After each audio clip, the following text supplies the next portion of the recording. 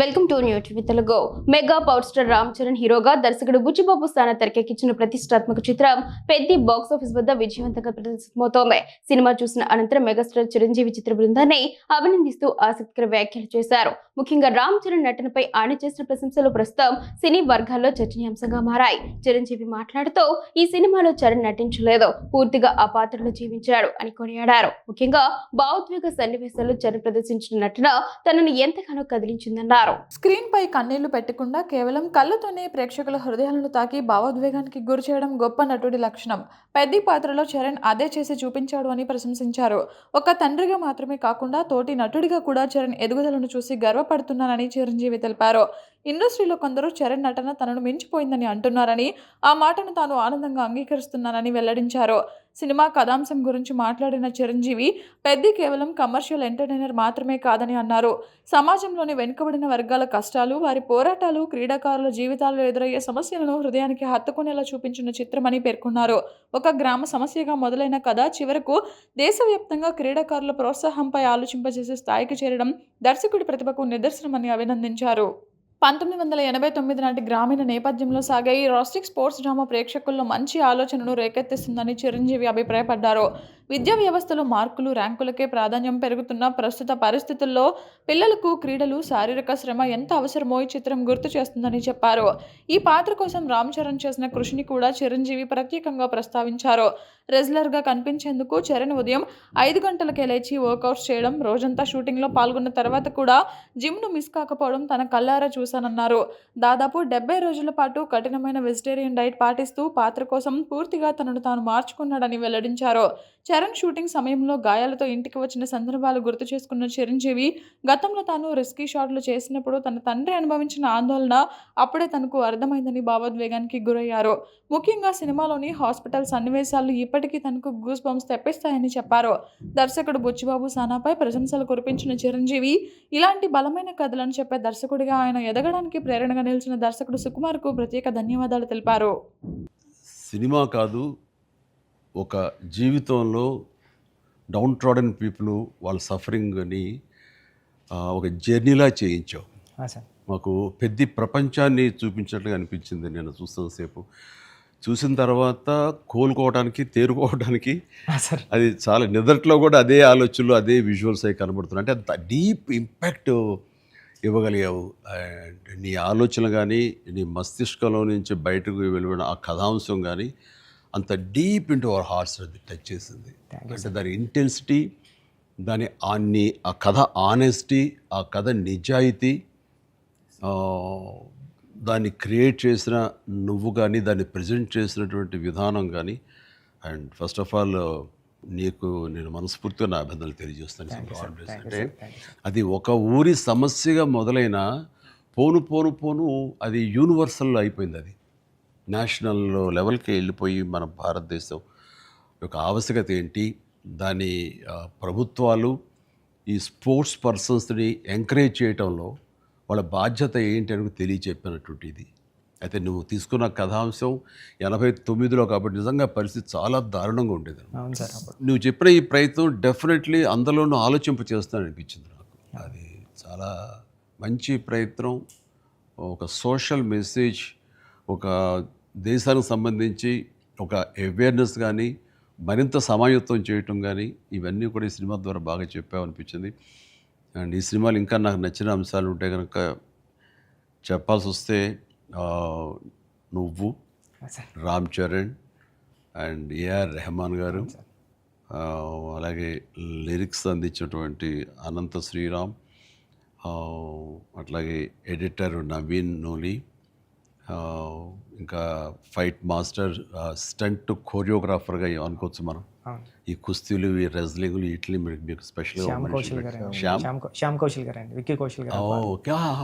కౌశల్ గారు ఆయన్ని, నభాకాంత్ ఎగ్జిక్యూట్ చేసే ఫైట్ మాస్టర్గా ఆయన్ని, అండ్ జానీ మాస్టర్ కోరియోగ్రఫీ, ఇక వీటన్నిటి ఆర్ట్ డైరెక్టర్ రత్నవేలు గారు, ఇలాంటి వాళ్ళందరి కలయికతోటి, వాళ్ళ ఇన్పుట్స్ తోటి అండ్ వాళ్ళ ప్రయత్నాలతోటి అత్యద్భుతంగా రూపుదిద్దుకుంది. ఇది ఒక కళాత్మకంగా వచ్చిందని చెప్పొచ్చు. And it's a timely film. And చరణ్కి ఆర్టిస్టుల పరంగా వస్తే కనుక చరణ్ అయితేనేమి, జగపతి బాబు అండ్ శివరాజ్ కుమార్, ఫెంటాస్టిక్ శివరాజ్ కుమార్, బొమ్మని రాణి, అలాగే నా అబ్బాయి దివ్యేందర్ కొత్త విలన్గా కానీ ప్రతిదీ చాలా ఫ్రెష్గా ఉన్నారు, కొత్తగా ఉంది. ప్రతి ఆర్టిస్టు చిన్నవాళ్ళు అవని, జూనియర్ ఆర్టిస్టులు అవని, బ్యాక్గ్రౌండ్ ఆర్టిస్టులు అవని, వీళ్ళందరూ కూడా ఒక రియల్గా జరుగుతుంది, ఒక ఇన్సిడెంట్, ఒక సంఘటన జరుగుతుంది, ఒక ఊరి కథ, ఒక మట్టి కథ చెప్తున్నాం అనటానికి ఆ మనుషులు కూడా మట్టి మనుషుల్లాగా రస్టిక్గా అది క్రియేట్ చేయటంలోనూ దాన్ని తెరకెక్కించడంలోనూ నువ్వు, నీతో పాటు నీ టీం మెంబర్స్ అందరూ, నీ క్రూ కానీ క్యాస్ట్ కానీ అందరూ చాలా బాగా చేయగలిగారు. ఇవన్నీ చేయటానికి వెనకాల వెన్నెముకలా నిలబడ్డ వ్యక్తి సతీష్ కిలార్ గారు. ఆయన దేనికి నెరవలేదు. ఇదివరకంత గతంలో అన్ని సినిమాలకి ఆయన కొంచెం పరోక్షంగా వెనకుండా నడిపించేవాళ్ళు. ఇప్పుడు తెర ముందుకు వచ్చారు బాహాటంగా ప్రొడ్యూసర్గా. కాబట్టి ఆయన ప్రయత్నం కానీ, ఆయన గుండె ధైర్యం కానీ, దీన్ని నీ మీద పెట్టుకున్న నమ్మకం కానీ, కంటెంట్ మీద ఆయనకు ఉన్నటువంటి విశ్వాసం కానీ, ఇవన్నీ కూడా ఈరోజు సఫలీకృతం అయినాయి.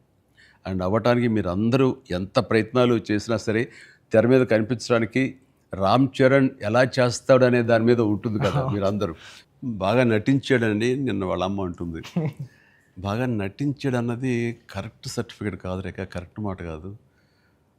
జీవించాడు అని అనాలి. నాకు ఆ పాత్రలో ఒదిగిపోయాడు అని నాకు అనిపిస్తుంది. నేను యాక్టర్ నాకు తెలుసు. అవతల క్యారెక్టరు ఏడుస్తూ మనల్ని ఏడిపిస్తే కనుక అది నటన. వాడు ఏడవకుండా కళ్ళల్లో ఆ భావం పలుకుతూ చూసే ప్రేక్షకులు ఏడిపించాడంటే వాడు జీవించినట్లు. నేను అక్కడ ఒక క్యారెక్టర్ చూస్తాను తప్ప చరణ్ని చూడలేదు. పెద్ది కనపడుతుంది అక్కడ. పెద్ది తను ఏడవకుండా తన భావోద్వేగాల్ని కళ్ళ ద్వారా చూపిస్తున్నాడు తప్ప ముఖవళికల ద్వారా, మజిల్స్ ద్వారా చూపించట్లేదు. అది చరణ్ స్పెషాలిటీ. అందుకని మనం ఎక్కువ ఇన్వాల్వ్ అయిపోతారు.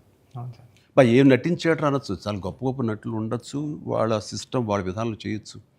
కానీ భావోద్వేగాల్ని లోపల ఫీల్ అవుతావు, ఫీలింగ్ని మునిపంట నొక్కి పట్టి ఎక్స్ప్రెస్ చేస్తూ ఆ కళ్ళ ద్వారా పలికించడం, అది చూసి మనకి అరే నువ్వు ఏడిస్తే బాగుంటుందో అనొచ్చు. కానీ మనకి గుండె పిండేస్తుంది. మనం ఏడలేని సిచ్యువేషన్స్, కానీ ఏడిస్తే బాగుంటుంది అనిపిస్తుంది. ఇట్లాగా టోటల్గా అరెస్ట్ చేసేసి తను చూపించిన విధానం, ఎస్పెషల్లీ అప్పల్ సూరి మరణం దగ్గర నుంచి తన మోటివేట్ అయిన ఇది నుంచి ఇంకా సినిమా గ్రిప్పింగ్ వెళ్ళింది. ఇంకా డీవియేషన్ లేదు. అది చాలా చక్కగా పరిపూర్ణంగా సఫలీకృతమైనట్లు. అది అక్కడ తను చాలా బాగా ప్రజెంట్ చేశాడు, పెర్ఫామ్ చేశాడు. ఎక్సలెంట్.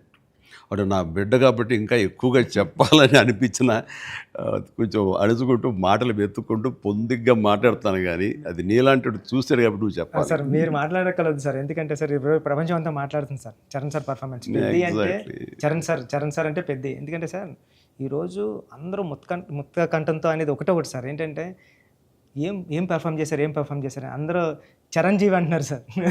చిరంజీవి చిరంజీవి అండి సార్. హాస్పిటల్ సీన్లో చరణ్ సార్ పర్ఫార్మెన్స్ అంటే మీరు అన్నారు చూసారా, అంటే ఆయన ఫేస్లో బాధ ఉంటుందండి, కానీ మనకి ఆడియన్కి మాత్రం గుండె మెలిపెట్టేసినట్టు. నేను చరణ్ గారు అందరూ మనం ఐమాక్స్కి వెళ్ళాం సార్. ఐమాక్స్కి వెళ్తే మొత్తం థియేటర్లో సీట్లో ఉన్న వాళ్ళందరూ బ్యాగ్ తిరిగి ఇలా బెండ్ చేసి నీసి మీద అన్నా నీకు నేషనల్ అవార్డు అన్నా అని అరిసారండి.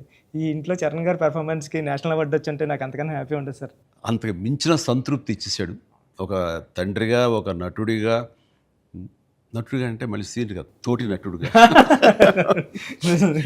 కాంటెంపరీ నటుడిగా నాకు నిజంగా చరణ్ గర్వకారణం. అండ్ నేను ఎంత తక్కువ మాట్లాడితే అంత మంచిది, ఎందుకంటే ప్రేక్షకులు వాళ్ళే మాట్లాడేసారు నా బిడ్డ గురించి.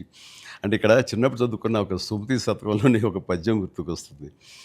ఇది పుత్రోత్సాహం పుత్రుణ్ణి కన్ననాడు కాదు, పదుగురు దాన్ని గుర్తించి వాళ్ళు మెచ్చుకుంటున్నప్పుడు, వాళ్ళు పొగుడుతున్నప్పుడు అది కదా నిజమైన పుత్రోత్సాహం. అంటే దాని అర్థం తెలిసొచ్చింది, ఇప్పుడు అనుభవపూర్వకంగా తెలిసొచ్చింది.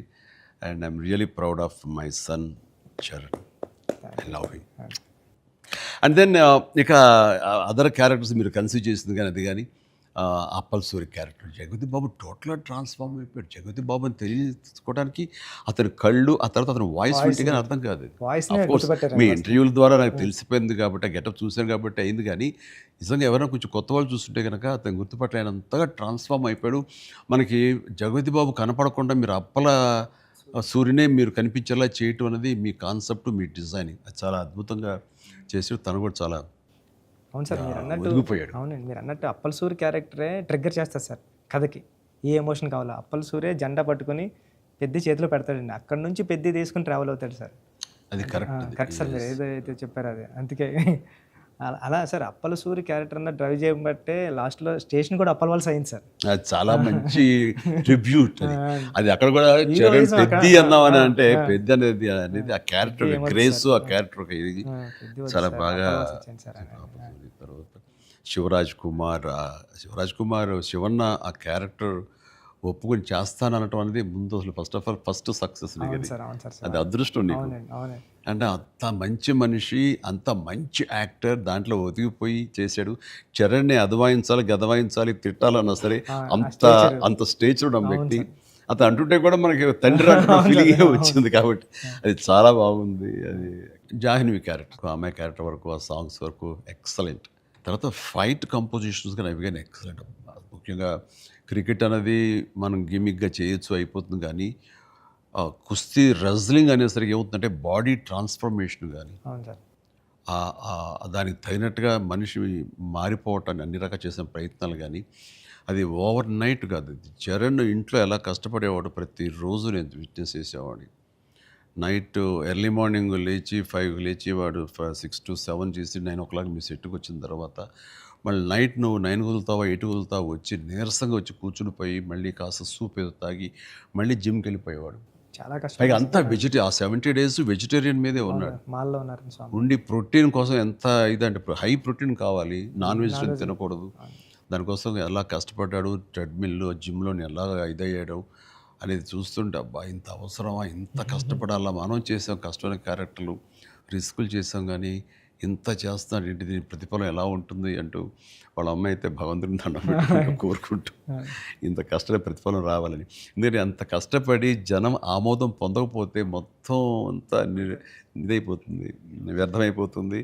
ఇంకా కష్టపడితే ఇంతైనా ప్రతిఫలం అనే ఒక డిసప్పాయింట్మెంట్ వస్తుంది. కానీ ఇప్పుడు ఏంటంటే ఎంత కష్టపడితే అంత ఎప్రిసియేషన్ వస్తుంది అనేది ఈ పెద్ద క్యారెక్టర్ తన కష్టపడినందుకు, జనాలు దీన్ని యాక్సెప్ట్ చేసి వెల్కమ్ చేస్తున్నందుకు, నీరాజనలు పలుకుతున్నందుకు హ్యాట్స్ ఆఫ్. సార్ నా ఫేవరెట్ ఏంటంటే సార్, ట్రైన్ దగ్గర లెగ్ పెట్టడానికి బిఫోర్ వచ్చి ట్రైన్ ఇలా పట్టుకొని ఇలా పట్టుకొని ఒకసారి బయటకు వస్తారు కదండి ఫ్రేమ్లో, అప్పుడు చరణ్ సార్ ఎక్స్ప్రెషన్ ఉంటుందండి.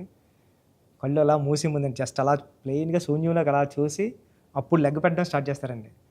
అప్పుడు అందరూ క్లాప్స్ అక్కడే కొట్టేస్తాను సార్. అంటే అలాంటి అంటే చరణ్ సార్ అంత ఇన్వాల్వ్ అయిపోయారు సార్. అంటే ఈ కథ చెప్పడానికి కూడా మేము కారణం జనరేషన్ని ఇన్స్పైర్ చేద్దామనండి. అంటే మేము ఇప్పుడు స్కూల్స్కి వెళ్తాం కదా సార్, అప్పుడు స్కూల్స్కి వెళ్తే స్కూల్ అంటే క్లాస్ రూమ్ బ్లాక్ బోర్డేనా, వాని వెనకాల ఒక ప్లే గ్రౌండ్ కూడా ఉంటుంది దాని వెనకాల అని చెప్పడానికి ట్రై చేస్తాం సార్ ఇద్దరు.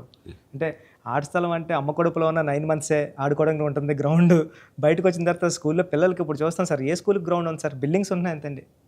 అది చెప్పడానికి ఇన్స్పైర్ చేద్దాం, ఏదో మంచి మాట చెప్పి.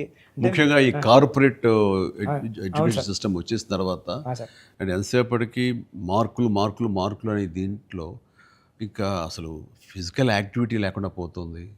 అందులో ఇప్పుడు ఈ బొమ్మని రాని ఒక మాట అంటాడు, చేతిలో వచ్చేసింది సార్ అంటాడు. అందులో ఎన్నో ఆటలు ఉన్నాయి సార్, ఎవరు వెళ్ళట్లేదు సార్ అని. కానీ ప్రభుత్వాలు ఇప్పుడు మీరు అన్నటువంటి ఈ పరిస్థితి ఒకప్పుడు ఉండేది, కానీ ఇప్పుడు రాను బెటర్ అవుతుంది అన్నది. అవును సార్, చాలా బాగుంది సార్. బట్ ఇంతకంటే ఇంకా గట్టిగా రావాలంటే మీరు ఇచ్చినటువంటి సలహా, సినిమాలు పెద్ద సినిమాలు ప్రభుత్వాలు సహకరించాలి, సర్కారు వాళ్ళు ముందుకు రావాలి. కాబట్టి ఈ సినిమా ఒక అవేర్నెస్ తీస్తుంది, ఒక ఎడ్యుకేషనల్ ఫిలిం పెద్ది, ఒక ఇన్స్పైరింగ్ కంటెంట్ ఉన్న సినిమా పెద్ది. ఈ సినిమాలో బిడ్డలకి మనం ఏమి ఇవ్వాలి, ఎలాగ మోటివేట్ చేయాలి, ఎలాగ ఇన్స్పైర్ చేయాలి, వాళ్ళు ఎలాగ పెంచాలి అనే దాని మీద ప్రతి ఒక్కళ్ళు ఫోకస్ పెట్టి స్ఫూర్తి పొందాలని మాత్రం నేను మనస్ఫూర్తిగా కోరుకుంటున్నాను, విష్ చేస్తున్నాను. Thank you sir. నేను సినిమా చూస్తూ ఏఆర్ రెహమాన్ గారి కంట్రిబ్యూషన్ ఎలా ఉందని చూడటంలో సౌండ్ని పర్ఫెక్ట్గా వాడుకుంటారండి. అంటే ఆర్ఆర్ అంటే ఓన్లీ ఇంకా ఊకదంపుడు కొట్టేసి ఎలివేషన్స్ కొట్టేసి ఆ రకంగా కొంచెం ఒరవడి ఇప్పుడు కొనసాగుతున్నా కొన్ని చోట చెల్లుతుంది. బట్ అన్ని వేళలా అది కరెక్ట్ కాదు. ఇది మన మనసులోని ఫీలింగ్ని బట్టి ఆయన కొడుతున్నాడని నాకు అర్థమైపోతుంది. ఎగ్జాక్ట్లీ గుండెని పిండే విధంగా మరింతగా ఆయన మనల్ని ఇన్వాల్వ్ చేస్తున్నాడు, మనకు ఆ ఫీలింగ్ని ఇవ్వగలుగుతున్నాడు. పెద్దిలో పరిపూర్ణమైన న్యాయం చేశాడు. అవును సార్, చాలా చెప్పాలంటే ఆయన మెయిన్ పిల్లర్గా అనుకోవచ్చు మనం. మెట్టే పైన Yes, ఎక్కించేస్తారు ఆయన. మీరు అనుకోండి మీ కంటెంట్ ఆయన ఎక్కడికో లేపారు ఆయన. సార్. అంటే హీరో ఉండి ఎలివేషన్ ఇవ్వడం వేరు సార్. నేనేమనుకున్నాను అంటే చరణ్ గారు లేకుండా చరణ్ గారు స్టాచ్యూ చూపించి ఎలివేషన్ ఇద్దారు అనుకున్నాను సార్. అది అక్కడ కూడా రెహమాన్ గారు అలా లేపారు సార్. లేపారు మామూలు కాదు సార్. చాలా ఉంది. సార్ And పైగా ఇది అఫ్కోర్స్ మీరు ఇంటర్వ్యూస్ మీరు అన్నారు రెహమాన్ని ఎలా ఫస్ట్ ఒప్పించామని చరణ్ చెప్తుంటేను అక్కడికి వెళ్ళిన బాడీ లాంగ్వేజ్ బట్టిను ఎవరైనా సరే అది. బట్ ఎవరికైనా సరే నువ్వు చెప్పే కంటెంట్ ఉంది, అది మెయిన్. కొంచెం విజ్ఞత, కొంచెం అవగాహన, ఆ సెన్స్ ఉండే ఎవరికైనా సరే ఆ కంటెంట్ నువ్వు చెప్పగానే దానికి డెఫినెట్లీ ఆమోదయోగ్యం, ఆమోద ముద్ర పడిపోతుంది. డిఓపి గారు అయితే ఆయన చాలా బాగా చూపించాడు. నువ్వు ఏదైతే ఒక మట్టి కథ అనుకుంటున్నావో, రస్టిక్ అనుకున్నావో, ఏమంటే ఆ రఫ్నెస్ అది మొత్తం కనిపించేలా చేశాడు. దాన్ని did his job very well. And తర్వాత ఇంకా మీ నవీన్ గారు అయితే టీజర్ దగ్గర నుంచి ట్రైలర్ దగ్గర నుంచి ఆగలేక ట్రైలర్ కూడా నేను చెప్పేశాను ముందు. ఈయన కటింగ్ తర్వాత నాకు బాగా నచ్చింది. ఆ డిజాల్వ్ అయ్యి వస్తుంది క్రికెట్ దగ్గర నుంచి రెజ్లింగ్కి. ఇవన్నీ ఇంటర్ రిలేటెడ్గా ఉంటాయి అని చెప్పినట్టుగా చెప్పడం అనేది తన ఇది. అండ్ ఎన్ని చోట్ల బట్ సినిమాలో నెరేషన్లోనే మీరు బ్యాక్ అండ్ ఫోర్త్ వెళ్ళి చెప్తారు. ఇది అంటే బొమ్మన్ ఇరానీని ప్రేక్షకుని చేశారు. బొమ్మన్ ఇరానీకి ఎలాగైతే కథ అక్కడికి అర్థమవుతూ వస్తుందో సేమ్ ఆడియన్స్ అది మంచి కాన్సెప్ట్. ఇది ఎడిటింగ్ బ్యాక్ అండ్ ఫోర్త్ వెళుతూ చెప్పటం అన్నది ఇట్ ఈస్ మంచి ప్రయత్నం. And that way my heartfelt appreciation to Naveen నోలీకి. అలాగే ఆర్ట్ డైరెక్షన్ గురించి ప్రత్యేకంగా చెప్పలేదు. అన్నీ కూడా పర్ఫెక్ట్గా ఆ హార్మోనీ ఉంది. ఒకటి ప్రత్యేకంగా అయ్యి ఏంటిది అనట్లేదు, అన్నీ కథలో ఇమిడిపోయే విధంగానే ఉన్నాయి. ఎగ్జాక్ట్లీ. ఆ యంగ్ విలన్ దివ్యందు వీళ్ళందరూ కూడా చాలా బాగా కంట్రిబ్యూట్ చేశారు. లాస్ట్లో కూడా బొమ్మన్ గారు స్టాచ్యూ చూడకుండా వెళ్ళిపోదాం, చరణ్ గారిని కలవకుండా వెళ్ళిపోదాం అంటాడండి. చరణ్ ఎందుకు నేను కలవకూడదు అనుకున్నాడు బొమ్మన్ ఇరానీ అంటే అంతే. ఆ గుడ్ ఫీలింగ్ అలా ఉండిపోవాలంటే కలవకుండా ఉండటమే కరెక్ట్. లాస్ట్ ఫేజ్ వరకు కూడా అలా కూర్చొని చూస్తున్నారు సార్. లాస్ట్లో కూడా ట్రైన్ని ఎలా ఎక్కి ఆగి కొట్టాను చరణ్ అంటే ట్రైన్ వచ్చింది కదా ఎందుకు నడిపించావే బాబు అంటే మేము పడ్డ బాధ మీకు తెలియాలి. బాగుంది, మంచి సమ్మప్, అది బాగుంది. అంటే పెద్దిగాడి కోసం ఆ రోజు బండి ఆగింది సార్. మా జీవితాలు మొదలయ్యాయి. మాకు స్కూల్ వచ్చింది, వైద్యం వచ్చింది, సర్కారు వచ్చి మా ఊరు క్రిస్ప్గా చాలా బ్యూటీతో అని జరుగుతుంది. లాస్ట్లో మళ్ళీ వస్తారు కదండి చరణ్ గారు స్క్రీన్ బ్యాక్కి పెద్ద నరుస్తాడు కదండి. అది ఎక్కడ బర్ణ వల్ల తెలియలేదండి ఎవరికైనా. బొమ్మన్ గారికి గట్టిగా పట్టుకుని పెద్ద అని అరిస్తే అప్పుడు కొండల మధ్యలో కుక్కను పట్టుకుని వెళ్తూ ఉంటారు. డిసప్పాయింట్ అయిపోయింది అనుకోకుండా. అవును సార్, అవును సార్. పుడతామేటి మళ్ళీ చూస్తావేటి మళ్ళీ ఇలాంటి సినిమాని ఇలాంటి సినిమాని మళ్ళీ చూస్తావేటి అనిపించింది. అది ఫెంటాస్టిక్. సతీష్ గారికి ఇది ఒక ప్రౌడ్ ఫిల్మ్ ఇది. అండ్ ఆయన ప్రైడ్. ఆయన ఇంకా తర్వాత బోర్డు సినిమాలు తీయచ్చేమో కానీ ఇది ఇచ్చేటటువంటి సాటిస్ఫాక్షన్, ఇది ఇచ్చే గుర్తింపు, ఇది ఇచ్చిన రెస్పెక్ట్ కానీ అది సతీష్ గారు యూ డిజర్వ్ దిస్. అండ్ దీని వెనకాల మీ సపోర్ట్, మీ ఇలాంటి సినిమా తీసినందుకు నాకు కూడా చాలా ప్రౌడ్. సార్ మీరు ఒప్పిన టైంలో చెప్పారు సార్ నాకు, డబ్బులు ఎలాగైనా వస్తే రెస్పెక్ట్ సంపాదించి ఫస్ట్ అని. ఈయన డబ్బులు ఎలాగైనా సంపాదించుకుంటారు. ఆయన ఉన్నటువంటి కన్స్ట్రక్షన్ అయితేనేవి, అనుకున్నటువంటి డిజిటల్ ఐటీ వలన అయితేనేవి. కానీ ఈ సినిమా ద్వారా గుర్తింపు, ఒక రెస్పెక్ట్ వచ్చింది. అది ఈయన ఫుల్గా ఎంజాయ్ చేస్తున్నారు. బికాజ్ ఆయన సపోర్ట్ ఈ సినిమాకి అంతగా ఇచ్చారు. నువ్వు అనుకున్నవన్నీ కూడా ఆయన నీకు అమర్చారు. ఈయన పూర్తి న్యాయం చేశారు ఆయన. సతీష్ సార్కి నాకు లైఫ్లో ఫస్ట్ మూవీ అన్నట్టు సార్. ఇంక ఇది వృద్ధికి, ఇంక ఇది ఎప్పటికీ మర్చిపోలేము సార్ ఈ రిలేషన్ని దీనంతా. నువ్వు చేస్తావే నువ్వు ఆ టైప్ ఆఫ్ ఆలోచన ఉన్న డైరెక్టర్ సార్ మీరు నాకు ఉప్పిన ఇచ్చారు సార్ ఫస్ట్, చరణ్ సార్ ఏమో పెద్ద ఇచ్చారు సార్, మీతో కూడా ఒక ఛాన్స్ ఇవ్వండి సార్, చేస్తాను ఎప్పుడైతే అప్పుడు. నువ్వు అలా పరిగెత్తమని దూకమని వైర్లతోటి అంటే వెళ్ళాలయా అయ్యో సార్, సార్ మీరు ఇప్పుడు కూడా చేస్తున్నారు సార్. ఇప్పటికి వైర్లు కడుతుంటారు, పైకి లేపుతుంటారు, పల్చీలు కొట్టిస్తుంటారు. మొన్న శంకర ప్రసాద్ దీంట్లో కూడా చేశాను. పని అవసరం వచ్చేసరికి దేనికి నెరవం, సార్ అవును సార్. దేనికి వెనకం చేసే పరిస్థితి లేదు. ఇంకా ఒకసారి ఎన్ని వైర్లు కట్టి అన్నీ ఇవైపోయింది, కమిలిపోయింది. చరణ్ చూశాడు ఇంట్లో, ఏంటిది అన్నాడు. వైర్లు కట్టి లేపారు. ఇంకా వైర్లు ఇంటికి కడుతున్నారా, వాళ్ళు పిలిచి డాంగ్ అలా కష్టపడతారంటే మీరు అది అని తిట్టాడు. మరి లేదురా వాళ్ళు కాదురా డూప్ సరిగ్గా చేయలేదని ఆయన తీసేసి నేనే చేశాను రా షార్ట్ అని వాళ్ళు అదే అన్నారు. డాడీ చేస్తారన్నారు అని. అంటే చరణ్ ఇందులో ఎంత కష్టపడ్డాడు అనేది నేను చెప్పాల్సిన అవసరం లేదు. ఆడియన్స్ ఆల్రెడీ వాళ్ళ క్యారెక్టర్ ద్వారా వాళ్ళే గుర్తించారు.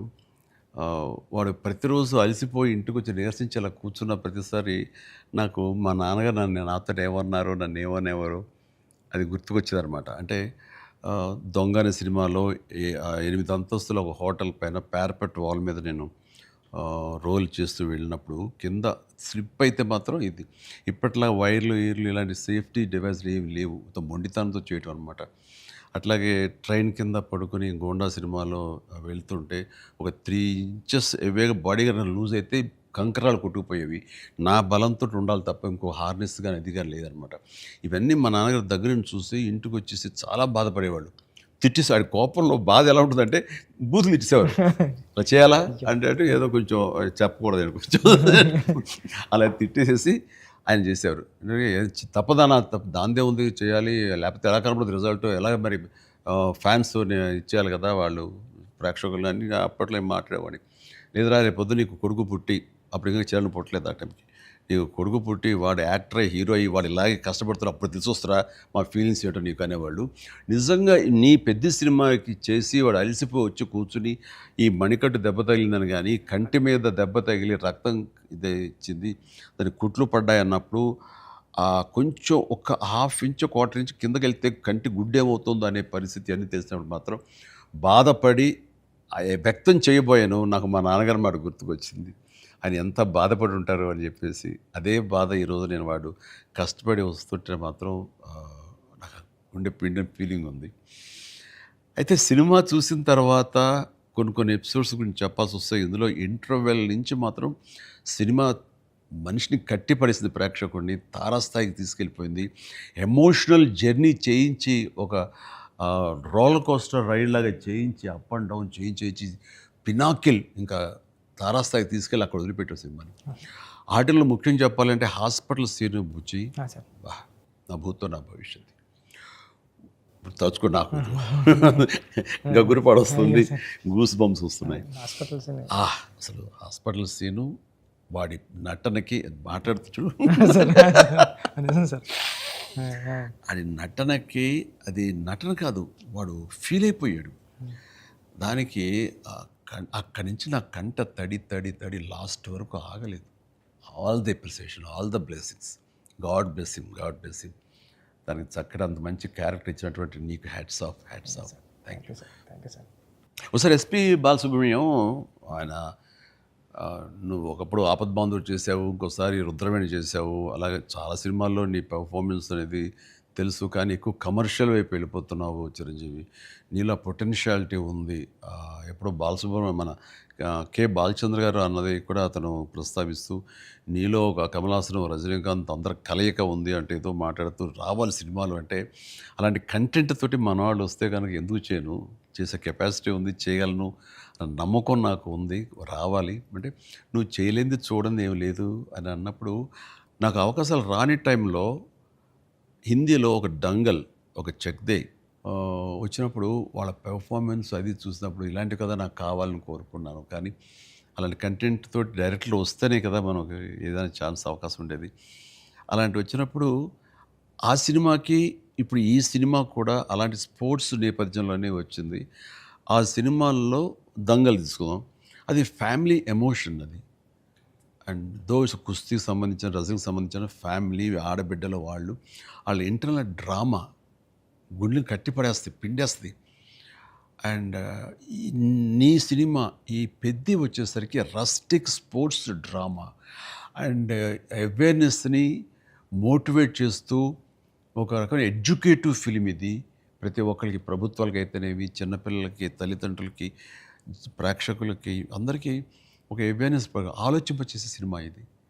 అందుకని అవి క్లాసిక్ స్పోర్ట్స్ డ్రామాలైనా ఇది రస్టిక్ ఒక గ్రామీణ నేపథ్యంలో ఉండేటటువంటి మట్టి కథ, మట్టి గేమ్స్, మట్టి మనుషుల కథ ఇది.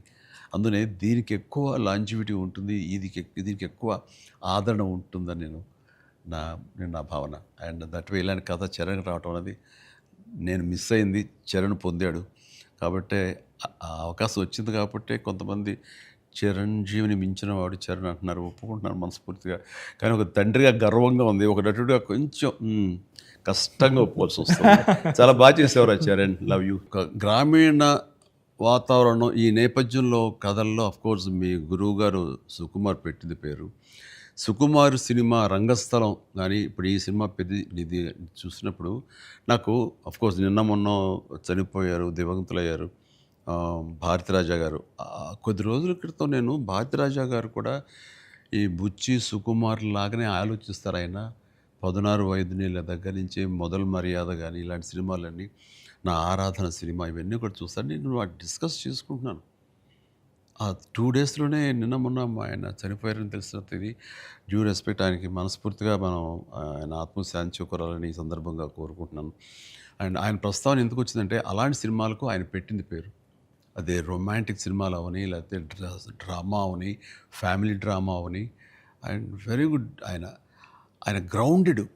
అలాగా మళ్ళీ సుకుమార్ గారు, మీరు మన తెలుగులో అంత గ్రౌండెడ్ ఫిల్మ్స్ తీస్తుంటారు. మీ ఆలోచన అవి కానీ రస్టిక్గా ఉంటాయి, రూరల్గా ఉంటాయి, గ్రామీణానికి సంబంధించినవి ఉంటాయి. అట్లాగా ఆయన ఈ ఇందులో మనస్ఫూర్తిగా నేను ఇలాంటి ఒక శిష్యుడికి ఇన్స్పైర్ చేసి ఇలాంటి మంచి కథ ఎన్నుకోవడానికి, ఆలోచించుకోవడానికి ఒక కథకుడుగా, ఒక డైరెక్టర్గా నువ్వు అతనితో అసోసియేట్ అయ్యి నువ్వు నేర్చుకున్నందుకు, నేను ఇన్స్పైర్ చేసేందుకు, నీలాంటి వ్యక్తిని ఈ పెద్ద ద్వారా మాకు ఇచ్చినందుకు అండ్ మనస్ఫూర్తిగా నీ సందర్భంగా సుకుమార్కి నేను నా అభినందనలు తెలియజేయాలి. సుకుమార్, ఒక మెట్లో మాణిక్యాన్ని ఇచ్చావు. Thank you so much.